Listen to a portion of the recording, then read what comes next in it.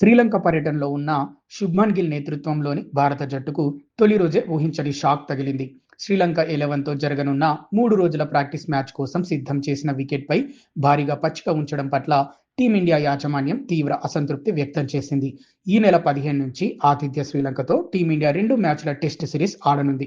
అక్కడ ఉండే పిచ్ పరిస్థితులకు అలవాటు పడేందుకు భారత జట్టు కొలంబోలోని నాన్ డిస్క్రిప్స్ క్రికెట్ క్లబ్ మైదానంలో శ్రీలంక 11తో 3 రోజుల వార్మప్ మ్యాచ్‌ను మొదలుపెట్టింది.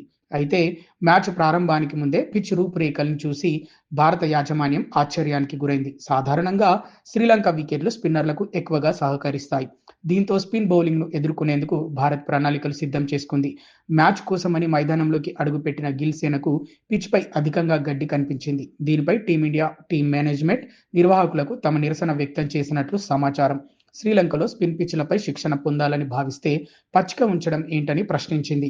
దీనిపై నాన్ డిస్క్రిప్స్ క్రికెట్ క్లబ్ అధికారి స్పందిస్తూ 3 రోజుల మ్యాచ్ల కోసం సాధారణంగానే గడ్డి ఉంచుతామని, పూర్తిగా పచ్చిక లేని పిచ్ ఇవ్వడం సాధ్యం కాదని స్పష్టం చేశారు. శ్రీలంక క్రికెట్ బోర్డు సూచనల మేరకే పిచ్ను ఈ విధంగా సిద్ధం చేశామని ఆయన వెల్లడించారు. క్యూరేటర్లు తెలిపిన వివరాల ప్రకారం ఈ వికెట్ మ్యాచ్ సాగే కొద్దీ మారుతుంది.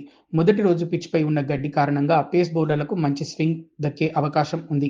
2 లేదా 3వ రోజు నుంచి వికెట్ పొడిగా మారి స్పిన్నర్లకు అనుకూలంగా మారుతుందని నిర్వాహకులు చెబుతున్నారు. ఈ మైదానంలో టాస్ గెలిచిన జట్టు ముందుగా బ్యాటింగ్ ఎంచుకోవడం శుభ పరిణామమని వారు సూచిస్తున్నారు. ఏదేమైనా పిచ్ నాణ్యత విషయంలో రాజీ పడలేదని లంక బోర్డు క్లారిటీ ఇచ్చింది. ఆతిథ్య జట్టు మైండ్ గేమ్ ఆడుతున్నప్పటికీ భారత జట్టు దీన్ని ఓ మంచి అవకాశంగా భావిస్తోంది. ఇది కేవలం ప్రాక్టీస్ మ్యాచ్ కాబట్టి పిచ్ ఎలాంటిదైనా తమ లోపాలను సరిదిద్దుకోవడంపైనే గిల్ సేన దృష్టి పెట్టింది.